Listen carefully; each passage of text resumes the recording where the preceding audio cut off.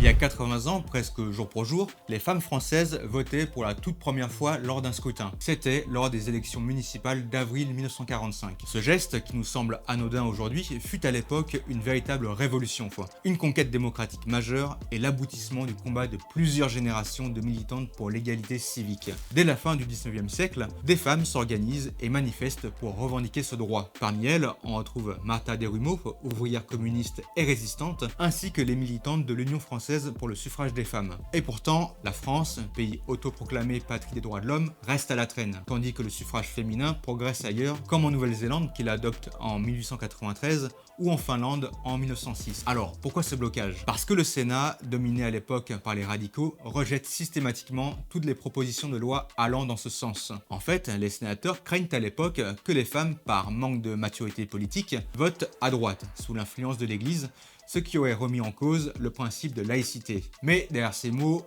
il y a une vision profondément sexiste et archaïque, celle des femmes cantonnées à la maison, à leur rôle de mère, d'épouse, etc.